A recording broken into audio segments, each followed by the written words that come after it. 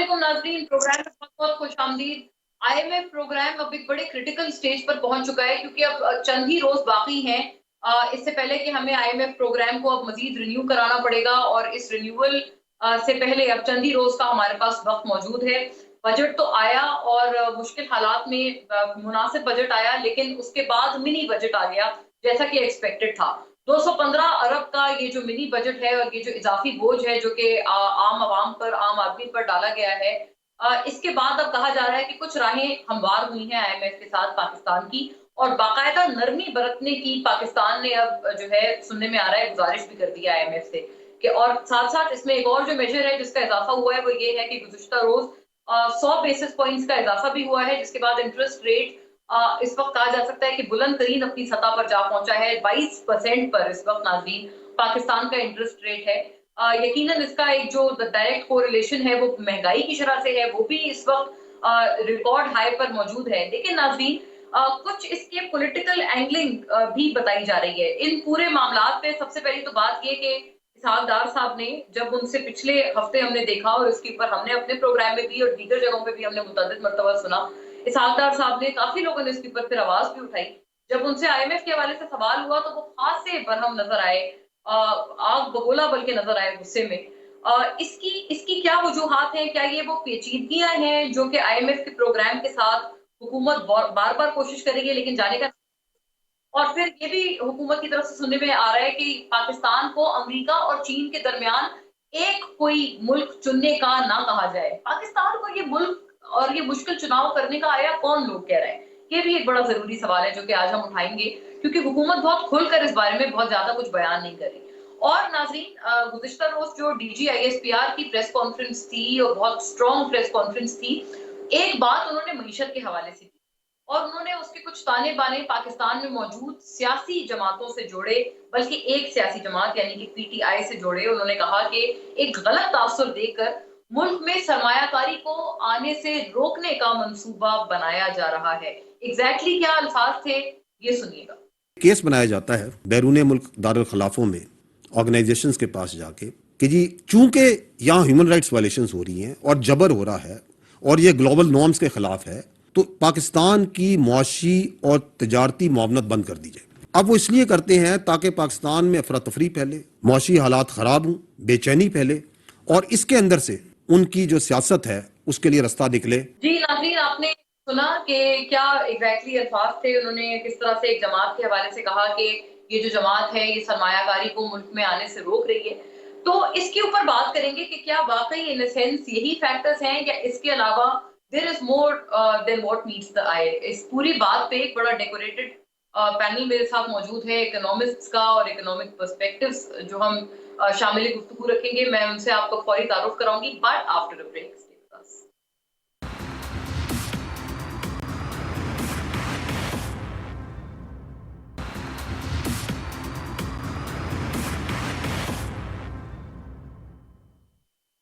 Welcome back नाजरीन, फौरी तौर पे अपने मेहमानों का रुख करती हूँ। डीजी आईएसपीआर की बात तो मैंने आपको एक रिलेटिंग द इकोनॉमी सुनाई और इसके अलावा PTI of what that remains of this party, उनकी तरफ से कहा जा रहा है कि इसहाक डार वजीर खजाना इस्तीफा दें, खासतौर पर ये जो 215 अरब का जो मिनी बजट जो नाफिज किया गया है अवाम पर, उसको मद्देनजर रखते हुए और उसके बावजूद which is matter of fact कि आईएमएफ का प्रोग्राम अभी भी ताहाल कुछ आगे बात बन के नहीं दे रही है। इस पूरे बहस में नाज़रीन मुझे ज्वाइन कर रहे हैं जनाब Shabbar Zaidi sahab, senior economist, senior partner for AF Ferguson, साबिक chairman for the FBR. Welcome sir, thank you for gracing the show.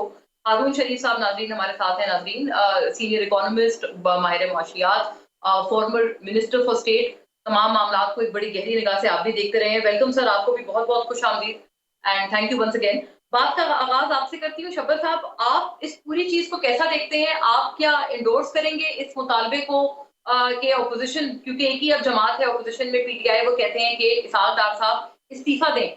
Are things really as bad as this sir के इस्तीफे की नौबत आ गई है? और आईएमएफ प्रोग्राम अब मजीद हमसे कितना दूर है, क्योंकि अवाम ने तो इसके लिए बहुत पापड़ बेल दी है।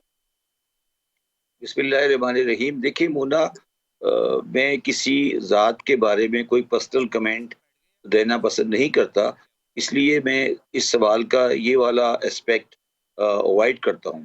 मगर मैं सिर्फ ये कहना चाहता हूँ कि जब नवंबर में हमारा ये डेडलॉक हुआ था IMF के साथ, तो अगर आप मुझे फॉलो करती रही हैं मुख्तलिफ टीवी प्रोग्राम्स में, और मुझे आप मुख्तलिफ जगह पे, तो मैंने अभी बड़ी कंसिस्टेंट पोजीशन ली थी कि ये गलती कर रहे हैं by not agreeing to what IMF is saying, और इनको अल्टीमेटली IMF के पास ही जाना पड़ेगा, इनके पास कोई प्लान बी नहीं है।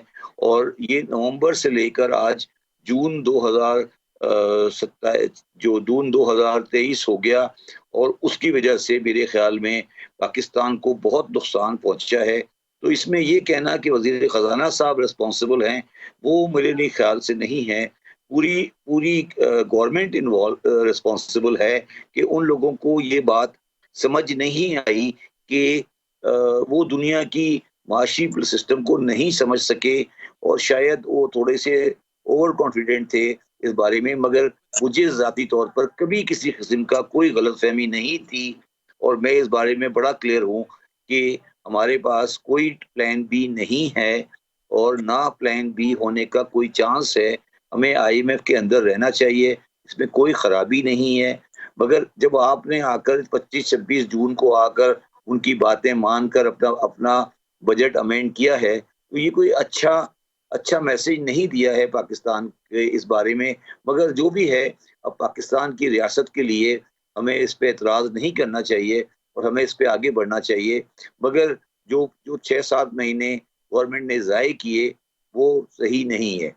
दूसरी बात जो मैं आपको ये बताना चाहता हूँ वो ये है कि देखें, जब आपने जिस वक्त आपने ये डेडलॉक किया था उनके साथ, उस वक्त आपके डॉलर की वैल्यू 200 240 250 के करीब थी। जब आपने इस पूरे chaos को क्रिएट किया और आप डॉलर को संभाल नहीं सके, तो वो चीज आपके फेवर में अगेंस्ट में चली गई।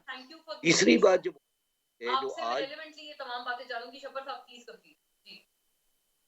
और आपका डॉलर भी नहीं संभल रहा, तो अब बुनियादी सवाल जो मेरे जहन में है वो इस वक्त ये है कि हमने IMF के कहने पर जो कुछ भी बुराइयां लेनी थी, जो कुछ भी मईशत को खराब करना था, या जो उसके लिए हार्ड डिस्कशंस थी, वो हमने ले ली। मगर उसका जो पॉजिटिव साइड था वो हम नहीं कर सके। तो ये तो हमें डबल जेपर्डी हो गई है। और उसकी बुनियादी चीज फॉर आर्गुमेंट से ये है कि IMF ने कहा कि आप भी टैक्सेस के रिजीम को सही करें, मगर हमने टैक्सेस रिजीम सही नहीं किया। तो ये जो हालात हैं इस वक्त, ये पाकिस्तान को, मुझे कहना नहीं चाहिए, मगर क्योंकि मैं झूठ बोल नहीं सकता और मैं गलत बात को पब्लिक में नहीं कह सकता, मैं ये कह रहा हूँ कि पाकिस्तान की मईशत तबाही की तरफ आगे बढ़ रही है। ठीक है, बड़ी रेड फ्लैग्स रेज किए हैं डॉक्टर नदीम जावेद। ये तमाम मामला पहले मैं आपकी तरफ लाती हूँ, ताकि हारून शरीफ साहब तो ऑब्वियसली अपना एक न्यूट्रल ओपिनियन रखेंगे, but you representing the government on economy, Nadeem साहब, आप फरमाइएगा। हुकूमत ने गलती की, और शब्बर जैदी साहब का ये व्यू है कि इसहाकदार साहब अकेले नहीं, पूरी की पूरी गवर्नमेंट रिस्पॉन्सिबल है। आपने 6-7 महीने का बिला वजह एक डिले डाला IMF प्रोग्राम में, उनको रेजिस्ट करके, और अब इसका खमियाजा पाकिस्तान की मईशत की, उन्होंने, आपने देखा बड़ी मुश्किल से उन्होंने बात की कि बहुत एक मुश्किल हालात तक हम जा पहुंचे हैं। अब यहाँ से reversal, obviously the onus is on your government sir. Thank you, Mona, for having me on your show. Pleasure, तो sir. Coming to your question, मेरा ख्याल है जो शबर साहब हैं बड़ा ज़्यादती कर रहे हैं जब वो ये कह रहे हैं कि कोई गवर्नमेंट के पार्ट पे तो देखें कोई इनडिसाइसिवनेस नहीं थी। ठीक है, from the very beginning, I mean ये ख्वाहिश थी, इसी पहले मिफ्ता साहब गए, उन्होंने कोशिश की, उसके बाद फिर ये चेंज ऑफ गार्ड हुआ, तो उसके बाद से भी कोशिशें जारी हैं। तो ये ऐसा कोई मसला नहीं है कि कोई गवर्नमेंट, हाँ, तो चेंज आने से थोड़ा सा डिले ज़रूर आया उस वक़्त कोई, लेकिन वो कोई हफ्ते 1.5 हफ्ते से ज़्यादा तो तातुल का शिकार नहीं हुए होंगे जो निगोशिएशंस चल रहे थे। तो वो निगोशिएशंस तो चल रहे हैं उस वक़्त से। तो क्वाइट अनफॉर्चुनेट के चीज़ें IMF को कंक्लूड करना चाहिए थी, जो उनकी प्रायर कंडीशंस थी मोस्ट ऑफ द टाइम वो भी मीट होती गई।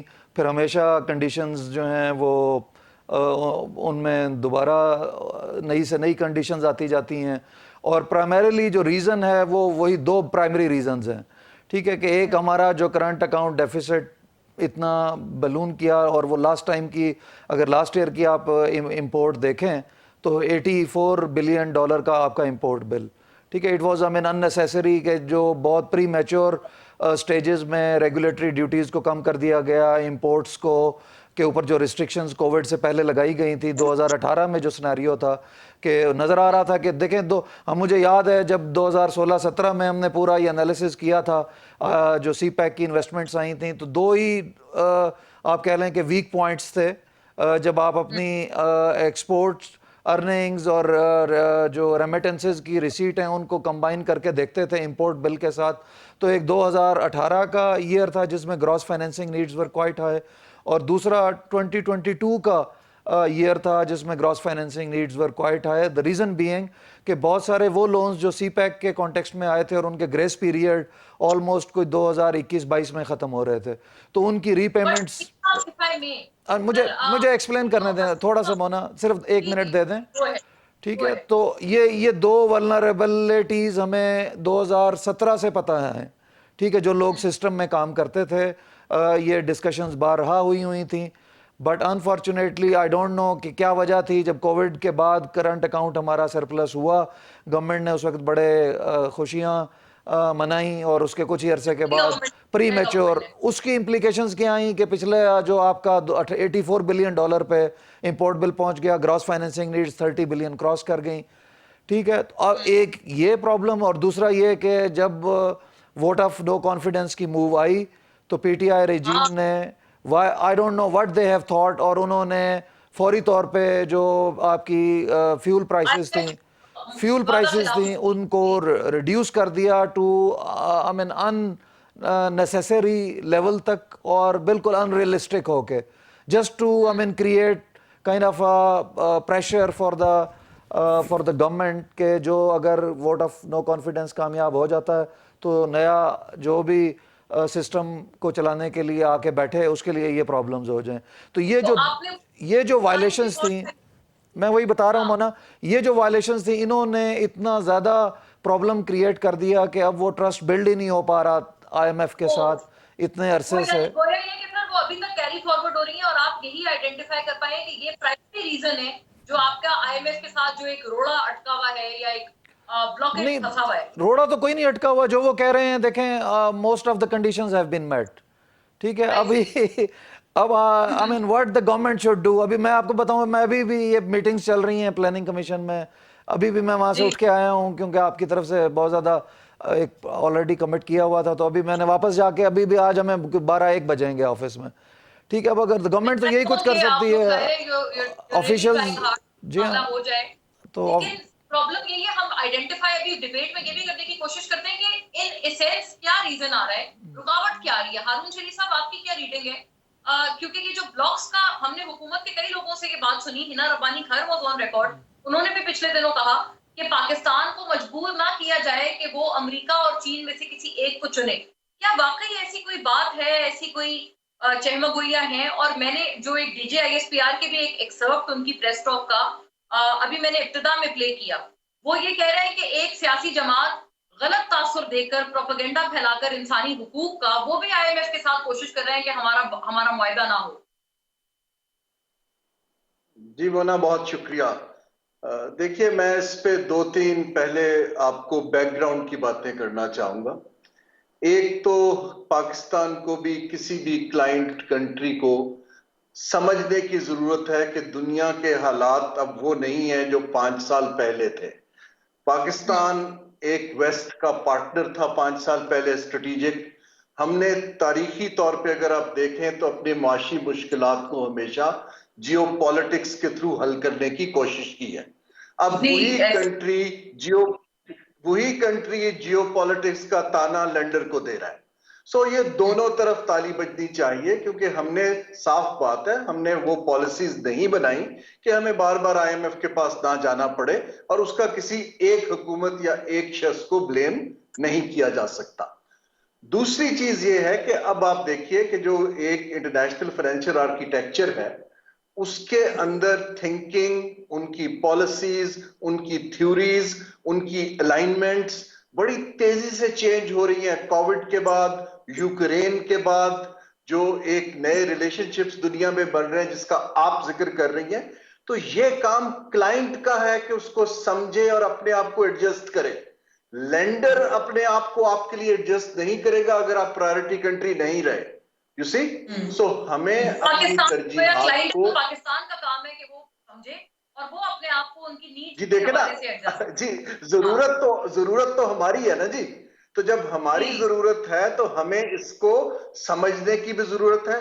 हमें ऐसे लोगों को निगोशिएशंस में डालने की जरूरत है जो इसको समझते हैं और एतमाद की फजा बरकरार रख सकते हो। तीसरी चीज ये है कि आईएमएफ कंसिस्टेंटली ये जो हम हर चीज को पब्लिक डोमेन में ले आते हैं और पॉपुलिज्म जो हमारा है सियासी, वो हमारी जो एक सीरियस इकोनॉमिक कमिटमेंट है उसको बारहा तोड़ता है, ओवर रूल करता है। चाहे वो पिछली हुकूमत हो, चाहे ये हुकूमत हो, चाहे उससे पिछली हुकूमत हो। क्योंकि हमारा ख्याल ये होता है कि दुनिया अभी तक पुरानी है, हम अपने पुराने तरीके से चलते रहेंगे और हमें कोई पूछेगा नहीं। तो ये जो एतबार इसलिए टूटता है कि इस वक्त आप, लेट्स बी ऑनेस्ट, कि आप इस वक्त आईएमएफ के सबसे बड़े शेयर होल्डर की तरजीह नहीं है, डिप्लोमेटिकली भी और जियोपॉलिटिकली पाकिस्तान नहीं है। तो इस वक्त यूक्रेन से जो लोग इफेक्ट हुए हैं वो उनकी तरजीह है। जब आप तरजीह नहीं है तो आपको डबल मेहनत करनी पड़ती है ताकि हम उसके अंदर आए, क्योंकि जैसे जैदी साहब ने कहा हमारे पास कोई तीसरा रास्ता अभी है नहीं। ये एक ऐसा घर है या हाउस होल्ड। हारून साहब, इजाफी तौर पर कि क्या ये जो रूस के साथ हमारे तेल के एग्रीमेंट्स चल रहे हैं, शिपमेंट्स आ रही हैं, क्या ये कोई प्रॉब्लमेटिक चीज हो सकती है या आपको ऐसा लगता है कि ऐसा नहीं है, हम भी उतना इंडिपेंडेंटली चल सकते हैं अपनी फॉरेन पॉलिसी और इकोनॉमिक पॉलिसी में जैसे भारत चलता है? देखिए, रूस के साथ जो हमारा अभी ऑयल का शुरू हुआ है वो इस कदर छोटी डील है कि वो ग्लोबल सीन में नेग्लिजिबल है अभी। हमारा यूक्रेन पर न्यूट्रल रहना can be an issue, you know, लेकिन जो हमें ये इस वक्त बिगर पर्सपेक्टिव में पाकिस्तान को देखना है। हाँ, हमारा चीन के साथ जो एक डेट हमारा 30 अरब से ज्यादा का हो गया है, उसके ऊपर प्रेशर आना जियोपॉलिटिक्स का हिस्सा है और हमें उसको समझना चाहिए। अच्छा, जो बात है कि हमें इधर और जाना है, चैलेंज हर मुल्क का इस वक्त ये है कि हमने मल्टीपल पार्टनर्स के साथ स्मार्टली कैसे डील करना है। और ये यहां पर मैं ये अर्ज करता जाऊं कि मल्टीपल पार्टनर्स से अब फ्यूचर इकोनॉमिक डिप्लोमेसी का है, जियो स्ट्रेटेजिक डिप्लोमेसी का नहीं है। सो अगर हमने इकोनॉमिक डिप्लोमेसी करनी है तो फिर इकोनॉमिक ट्रांजैक्शंस करनी सीखनी पड़ेगी, चाहे लेंडर की हो, चाहे इन्वेस्टमेंट की हो, चाहे गवर्नमेंट टू गवर्नमेंट हो। ये बात हम आगे बढ़ाते हैं कि क्या हुकूमत ने अपने आप को चेंज किया है और इवॉल्व किया है? जैसे आप कह रहे हैं कि जियो स्ट्रेटेजिक से अब जियो इकोनॉमिक की तरफ दुनिया जा रही है, हमने भी उसी तरफ जाना है। शब्बर साहब, आपके व्यू में सर हम चले गए, हमने अडेप्ट की है ये जो एक चेंज ऑफ वर्ल्ड ऑर्डर है इस बात को? और वो जो इंसानी हुकूक के हवाले से मेरा सवाल था आईएमएफ को लेकर कि एक पार्टी इंप्रेशन दे रही है कि यहाँ इंसानी हुकूक की खिलाफ वर्जी हो रही है, इस वजह से भी कोशिश की जा रही है कि सरमायाकारी पाकिस्तान ना आए। Not me but DG ISPR in his latest press conference has said this. Do you agree sir? बात सुने, पहले तो मैं ये हारून साहब की इस बात से एग्री करता हूँ कि हम हर बात को पब्लिक डोमेन में ले जाते हैं और पॉपुलिस्ट रजीम करते हैं। जब मैं अभी थोड़े दिन पहले पाकिस्तान से बाहर था तो मैंने ये बयान सुना था हमारे वजीर खजाना साहब का कि आईएमएफ चाहता है कि वो पाकिस्तान डिफॉल्ट में चला जाए। और मैंने वहां उस वक्त भी वहां से किया था, लंदन से मैंने बयान दिया था कि खुदा का वास्ता है ये गैर जिम्मेदाराना बयान नहीं दें।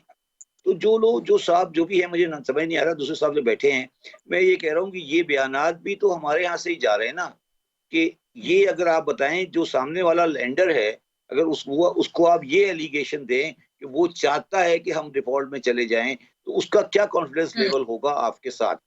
और मैं ये भी बता दूं, मैं आपके सामने दोबारा ये कह रहा हूं कि आईएमएफ की जो पाकिस्तान रिप्रेजेंटेटिव है वो कंटिन्यूसली मेरे साथ जाती तौर पर कांटेक्ट में रहते हैं, वो टेक्निकल सब्जेक्ट्स, और वो इन जुमलों से बड़ा हर्ट होते हैं पर्सनली, क्योंकि वो ये बातें करने वाली नहीं होती और हम जज्बात में ये बातें कर जाते हैं, और हमें ये बातें नहीं करनी चाहिए। वजीर आजम साहब ने कहा कि हम उल्टे सीधे हो गए, फिर भी आपने हमारी बात नहीं मानी। ये अल्फाज, इस तरह की चीजें इस्तेमाल नहीं करनी चाहिए। मैं पाकिस्तान ही कह रहा हूँ, मेरा कोई ताल्लुक इस सियासी रेफरेंस से नहीं है। चलें इसको छोड़ें, आगे चलते हैं। अब बात यह है कि देखिए, मैं एक और डिफरेंट बात करता हूँ, शायद आप लोग मेरी बात को किसी और मतलब से लें, मगर मैं एक बात हमेशा से कहता रहा हूँ कि मैं टोटली कन्विंस नहीं हूँ सी पैक की इकोनॉमिक वायबिलिटी से। मैं बहुत बहुत बड़ी बात कह रहा हूँ ये। मुझे सी पैक की वायबिलिटी के बारे में डाउट है। मैं सी पैक की इकोनॉमिक वायबिलिटी से मुतमईन नहीं हूं, और ये बात मैंने आज नहीं कही, मैं पिछले 4-5 साल से कह रहा हूं। और मैं दूसरी बात ये कहना चाहता हूं कि ये जो हम जियोपॉलिटिक्स की बात करते हैं, ये भी हमें अब छोड़ देनी चाहिए, क्योंकि दुनिया में G20 की जो मीटिंग हुई थी बेंगलोर में, उसमें चाइना भी शामिल था, और उन्होंने चाइना को ये मैसेज दिया था कि जी आप ये नहीं कर सकते कि किसी कंट्री के साथ नेगोशिएट करें और इंटरनेशनल कम्युनिटी के साथ अलग हो जाएं। तीसरी बात जो आप लोग ध्यान में रखें, वो जॉर्ज पोम्पियो साहब का बयान है, बहुत पुराना बयान है। उन्होंने कहा था कि we will not give you $1 to pay you Chinese debt. तो ये सारी वो चीजें हैं जो हमें ध्यान में रखनी चाहिए। मगर मैं जो आपको नमूना ये बात कहना चाह रहा हूँ कि ये जो हमारी ये गलत फहमी हमारे दिमाग में आ गई है, और जो मुस्तकिल जब भी मैं किसी प्रोग्राम में भी जाता हूँ तो मुझसे लोग कंपैरिजन करने लगते हैं कि साहब ये इस पार्टी ने ये किया और इस पार्टी ने ये किया और इसने ये गलती कर दी, इसलिए पाकिस्तान की पोजीशन आज ये है। मैं आपको ये कहना चाहता हूँ कि 2002 से लेकर 2020 तक पाकिस्तान में मुशर्रफ साहब की गवर्नमेंट रही, फिर जरदारी साहब की गवर्नमेंट रही, फिर नवाज शरीफ की गवर्नमेंट रही, फिर पीटीआई गवर्नमेंट रही। अब 2002 से लेकर और 2020 तक पाकिस्तान की इकोनॉमिक बना लें, इकोनॉमिक इंडिया के साथ कंपेयर कर लें। पाकिस्तान की मईशत को मैं कह रहा हूँ मैंने तबाह किया है, हमने सबने मिल के किया है। अब ये बैठ के हम इल्जाम लगाते रहे कि जी मैंने ये, उसने ये किया, मैंने ये किया, ये गलत है। आखिरी बात जो मैं कहना मेरी बात सुने, इस बात में वजन हुआ। आपसे मुझे याद पड़ता है पिछले कुछ वाले से हमारी बात भी हो चुकी है। मैं इस पॉइंट को भी एक गुफ्तगू में शामिल करती हूँ, और जाहिर है doctor Nadeem Javed, chief economist government of Pakistan and from the planning ministry itself बेहतर बता पाएंगे कि जो आपने सीपैक की इकोनॉमिक वायबिलिटी पे भी सवाल किया है। आफ्टर द ब्रेक नाज़रीन इसका जवाब जानते हैं।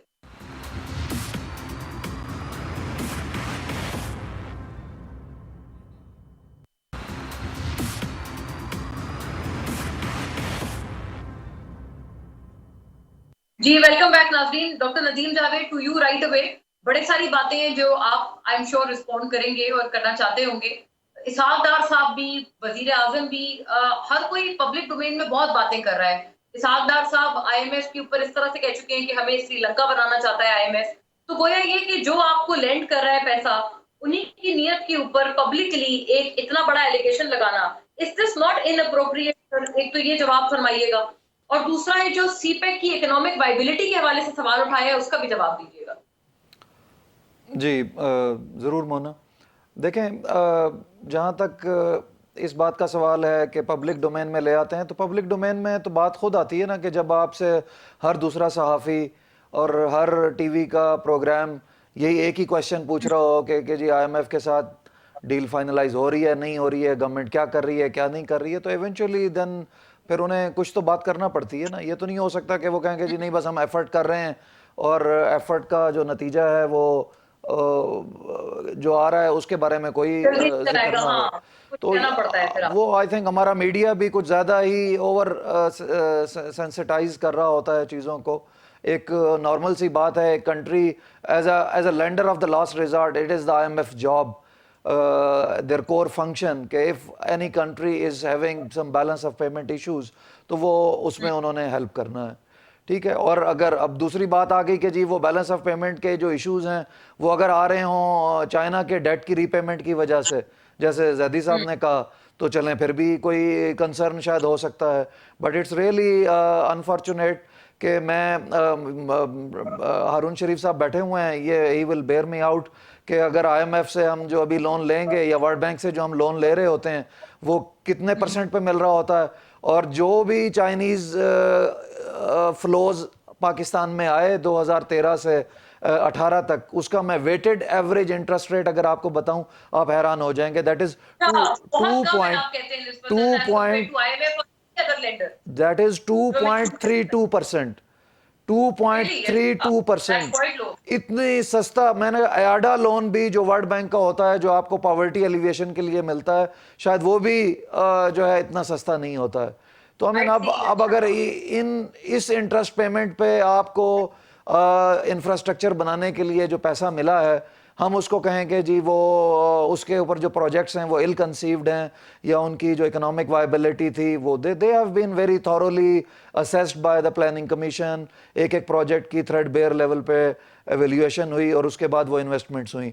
अब आ जाएं आईपीपी प्रोजेक्ट्स, वहाँ कुछ हद तक जो कंसर्न है वो शबर साहब का वो शायद वैलिड नज़र आएगा आज के कॉन्टेक्स्ट में कि जी आपने 11,000 मेगावाट बिजली सिस्टम पे हम ले आए, ठीक है, और आज शायद उसकी जो यूटिलाइजेशन है और फिर यूटिलाइजेशन के बाद जो वो हमारा सर्कुलर डेट है एनर्जी सेक्टर का, उसको वो इम्पैक्ट कर रहा है।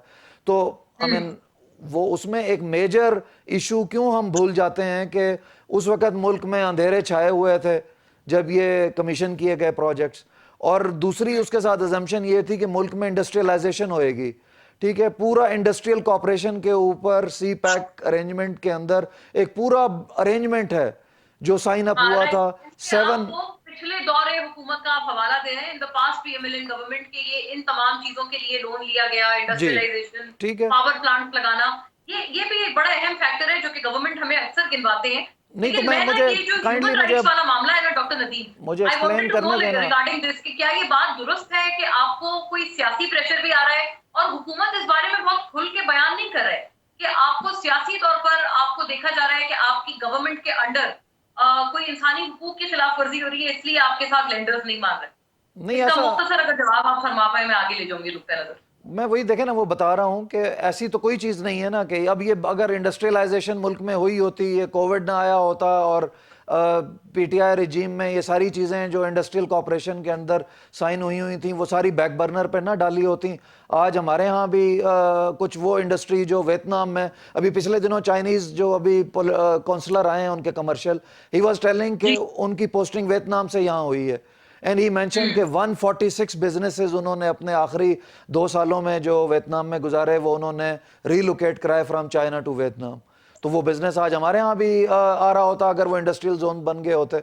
वो बिजली एयर कंडीशन चलाने की बजाय इंडस्ट्री चलाने के काम आ रही होती जो आज सर्कुलर डेट जनरेट कर रही है। अब मैं आता हूँ आपके जो भी आपने सवाल किया, इवेंचुअली इन चीज़ों की इम्प्लीकेशंस हैं कि जब आप पिछले दौर में आप देख लें कि क्या हो रहा था कि आपके चारों जो प्रोविंशियल फाइनेंस मिनिस्टर्स थे उनमें से 2 किस तरह के ख़त लिख रहे थे आईएमएफ को, ठीक है। उसके बाद जो मुल्क में होता रहा उसके बारे में खान साहब क्या फरमा रहे थे, फिर उनकी जो वो जूम कॉल लीक हुई उसके अंदर क्या नैरेटिव बिल्ड किया जा रहा था इंटरनेशनल कॉन्टेक्स्ट में। तो कांग्रेसमैन कांग्रेस वुमेन से, ठीक है, हाउ कम आई मीन, तो बड़ा जी बड़ी सही बात की अरुण साहब ने कि ये जियोपॉलिटिक्स का तो ज़माना नहीं है, ये तो आपकी इकोनॉमिक डिप्लोमेसी पे भी चीज़ें डिपेंड करती हैं। अब अगर अब इकोनॉमिक डिप्लोमेसी अलोन क्या करे जब आपके मुल्क से ही लोग बैठ के ठीक है, मैं let me take this ahead. Haroon sahab आप अग्री करते हैं ये तमाम तर चीजें हुई, वो जो लीक्ड कॉल वगैरह का भी हवाला दे रहे हैं डॉक्टर नदीम जावेद,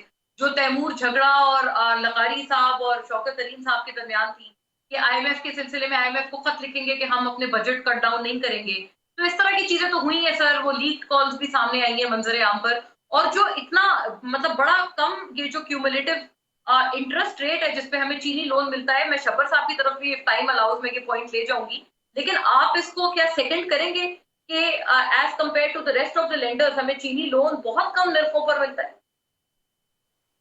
जी मोना, लेट मी एक्सप्लेन दो। देखिए, मैं तो क्योंकि इंडस्ट्रियल कॉरपोरेशन का मैं कोई 1 साल चाइना के साथ पाकिस्तान का लीड रिप्रेजेंटेटिव रहा हूं as a minister. Let me explain. ये जो एक इकोनॉमिक कॉरिडोर होता है ना, इसके अंदर जो इंफ्रास्ट्रक्चर होता है, ये शायद मेरा ये जो एक्सप्लेनेशन दोनों का जवाब दे दे। ये जो इकोनॉमिक कॉरिडोर होता है, उसमें जो पावर प्रोजेक्ट्स हैं, पोर्ट्स बनती हैं, सड़कें बनती हैं, ये खुद ब खुद इकोनॉमिक एक्टिविटी जनरेट नहीं करती हैं। हमें ये तब कामयाब होता है जब हुकूमत ऐसी पॉलिसियां बनाए कि वो प्राइवेट इन्वेस्टमेंट को अट्रैक्ट करे। आई सी।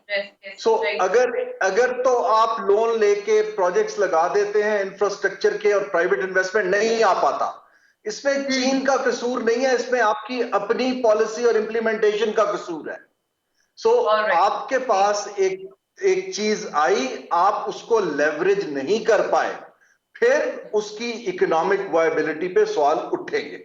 लेकिन अगर वो आपने सिर्फ इंफ्रास्ट्रक्चर बनाने के लिए लिया हो, फिर तो कर्जे भी सस्ते हैं, सब कुछ है। लेकिन सवाल ये पैदा होता है कि उनका एस्टिमेशन था, वो आप वैलिड मान रहे हैं, आप कह रहे हैं कि वो सही है, सवाल वायबिलिटी पे उठेंगे अगर आपने उसको कैपिटलाइज ठीक से नहीं किया।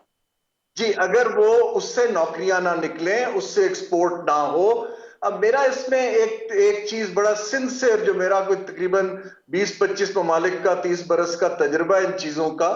देखिए, सवाल ये पैदा होता है, मैं फिर से कह रहा हूं, इनको पॉलिटिसाइज ना करें, इसको पब्लिक डोमेन में कम से कम लाएं। ना चीन को पसंद है कि हम ये चीजें पब्लिक डोमेन में लाएं। आपका कोई मसला है, उसको टेक्निकल हल करें। ये दुनिया का असूल है कि जब आप एक डील करते हैं, कॉन्फिडेंस बिल्ट होता है। अगर हम ट्विटर के थ्रू बातचीत करेंगे तो वो सॉलिड नहीं होगी। लेकिन हारून साहब वो कह रहे हैं कि फिर क्या करें, फिर मीडिया वाले सवाल करते हैं और फिर कुछ तो कहना पड़ता है ना। आप जी नहीं, मीडिया के लिए जी यहाँ पर बहुत जरूरी है कि एक मैच्योर स्टैंस लिया जाए फैक्ट्स की बेस पर, ना कि पॉलिटिक्स की बेस पर। ठीक है, शब्बर साहब एज अ पॉइंट। देखिए, मैं इसको थोड़ा सा क्लैरिफाई कर दूं। मेरी 40 साल की जिंदगी गुजरी है पाकिस्तान में इन्वेस्टर को डील करते हुए, और पाकिस्तान में कोई भी बंदा मेरे अलावा ऐसा नहीं है जिसने फॉरेन इन्वेस्टर को इतनी डिटेल में डील किया हो। तकरीबन सारे फॉरेन इन्वेस्टर, चाहे वो चाइनीज हो, कोरियन हो, अमेरिकन हो, सब मेरे पास आते हैं पहले इन्वेस्टमेंट करने से। जब सीपेक आया था, उस वक्त सीपेक की वैल्यू $46 बिलियन थी। उसमें 11 गवर्नमेंट टू गवर्नमेंट और बाकी जो 34 था वो बिजनेस टू बिजनेस था। आप मेरे आर्टिकल्स पढ़ लें उस जमाने के, मैंने उस वक्त भी ये कहा था कि ये G2G है, ये हो जाएगा और ये B2B नहीं होगा। और मैं आपको आज फिर लिख कह रहा हूं ये बात कि ये सियासी बात नहीं है। मैं इसकी इकोनॉमिक्स से अच्छी तरह वाकिफ हूँ। हारून साहब इंटरनेशनल इन्वेस्टमेंट से डील करते होंगे, मगर हम इसकी अल्टीमेट अकाउंटिंग बनाते हैं, हम इसकी इकोनॉमिक वायबिलिटी बनाते हैं। हमें ये चीज चलती नजर नहीं आ रही। तो पीटीआई दौर में ही हो चुका था, मतलब ये बात भी यार मेरी बात इंडोर्स करते हैं। मुन्ना, मेरी बात सुने, या तो बात सुन लें या दरमियान में नहीं बोले प्लीज। नहीं, आप बात मुकम्मल करें। डिफॉल्ट का बता दें अगर आपको टाइम इजाजत दे इसी की कंटिन्यू। मैं ये कह रहा हूँ कि इररिस्पेक्टिव ऑफ कोई गवर्नमेंट भी, जब ये प्रोजेक्ट आया था उस वक्त राहील शरीफ साहब इसको लीड करते थे, और कराची में हमने एक कॉन्फ्रेंस की थी ऑन सीपेक, बड़ी डिटेल कॉन्फ्रेंस की थी। उस वक्त PMLN की गवर्नमेंट थी, और हमने उस वक्त मैंने उस वक्त तकरीर की, आप चाहे वोट निकाल लें डॉन की, मैंने कहा था कि मैं B2B ऑफ दी सीपेक से मुतमईन नहीं हूं और ये नहीं आएगा। कोई पाकिस्तानी कंपनी और कोई चाइनीज प्राइवेट कंपनी इस जगह रशियाई में इन्वेस्ट नहीं करेगी। आप मुझे बताएं रशियाई में कितने लोग आए? तो कोई भी ऐसी बात नहीं करें जो जज्बात पर हो और रियलिटी पे मुतमईन नहीं हो। आखिरी बात मैं ये कहना चाहता हूं कि कोई भी कमर्शियल आदमी अपने सप्लायर से को खुश नहीं करता, वो अपने कस्टमर को खुश करता है। और आखिरी बात यह है कि अमेरिका और उसके एलाइज आपके कस्टमर हैं और चाइनीज आपके सप्लायर हैं। तो खुदा का वास्ता है बिजनेस को सीखें कि बिजनेस इकोनॉमिक्स और बिजनेस दो अलग अलग चीजें। डॉक्टर साहब, आप कस्टमर्स को अपने नाराज और नाला नहीं करते, और इसहाकदार साहब तो काफी दफा बड़े हार्श स्टेटमेंट्स भी दे चुके हैं आईएमएफ के हवाले से, और इवन मिफ्ता साहब को भी काफी दफा उन्होंने स्नब किया है। तो ये स्टेटमेंट्स एक बड़ा गलत सिग्नल दे रहे हैं। Both the gentleman are of this opinion. Last comment की। नहीं, वो तो देखें, I don't would like to say anything on that. वो पॉलिटिकल लीडरशिप है उनका, जो भी स्टैंस है वो, आई मीन वो कोई प्रोफेशनल उस पर बात एज सच बनती नहीं है। तो बाकी ये जो कह रहे हैं शबर साहब के जी B2B नहीं होगा, तो अभी ये तो देखें ना, ये तो आपने कर लिया, लेकिन नहीं, मैं I don't by this argument. I mean अगर राशा कही, अभी हमने कोई 3 हफ्ते पहले ये बजट वाले वीक से 1 वीक पहले हमने उसका रिव्यू किया था, 35% अभी भी उसका कंप्लीशन जो रेट है वो 35% है। तो वो ये वो प्रोजेक्ट्स हैं जो 2020 में कंप्लीट हो जाने थे, और ये अब 23 तक 3 साल में कुछ ना कुछ बिजनेसेस उनमें मूव करने थे। ठीक है, जब वो कुछ बना ही नहीं वहां पे, तो वो चाइनीज बिजनेसमैन कैसे आके बैठ जाए? ठीक है, तो ये बात हारून साहब एक जुमला इस पे आप फरमा दें कि ये बहुत ब्लेम किया जाता है पिछली पीटीआई रेजीम को कि ये लोग तो इन्होंने सीपैक को बैक बर्नर में और बिल्कुल पैक कर दिया था, pack up CPEC, good bye CPEC. और यही बात अभी डॉक्टर नदीम जावेद भी कर रहे हैं कि जब उन्होंने कुछ किया ही नहीं तो फिर कौन आकर वहां बैठेगा। रशकई की एग्जांपल वो दे रहे हैं। Is that correct? ये जो इल्जाम है ये दुरुस्त है सर? जी, इसमें मोना दो बातें हैं। इसमें दो बातें हैं। जो पीटीआई की हुकूमत ने मेरे हिसाब से बैक बर्नर पे नहीं रखा, उन्होंने सीपैक की तरजीहात को बदलने की कोशिश की अपनी सियासी तरजीहात के मुताबिक। उन्होंने कहा ज़राअत में आ जाएं, पॉवर्टी रिडक्शन में आ जाएं, तो इसलिए उसके अंदर डिले आया। लेकिन ये आप भूल रहे हैं कि 2 साल के लिए चीन कोविड में मुकम्मल तौर पे बंद हो गया, तो इन्वेस्टर जो चीन से निकल ही नहीं सकता था वो कहीं भी नहीं गया। So we need to factor both things in. जो एक आखिरी मेरा सेंटेंस जो जैदी साहब कह रहे थे ना B2B पे, मैं यही अर्ज कर रहा था कि ये अब ये पॉलिसीज बनाना पाकिस्तान का काम है कि बिजनेस टू बिजनेस काम आगे चले, और with due respect to the government, ये काम प्राइवेट सेक्टर का है, ये प्लानिंग कमीशन का नहीं है। आपने पॉलिसी बनाना है, let private sector take the lead for investment. ये जो हम हर चीज को पेटनेज की नजर से देखते हैं हुकूमत की, हमें इस पे बैक सीट लेनी पड़ेगी। जी सर्टेनली, पॉलिसी से ही इंसेंटिव मिलता है जिससे फिर जो प्राइस है वो खुद आता है। Thank you to all the gentleman नाज़रीन, काफी सैर हासिल और बहुत अच्छी लॉजिकल रैशनल के साथ आज हमारी ये गुफ्तगू रही, ओरिएंटेड अराउंड द इकोनॉमी। आपके देखने का शुक्रिया। अल्लाह हाफ़िज़।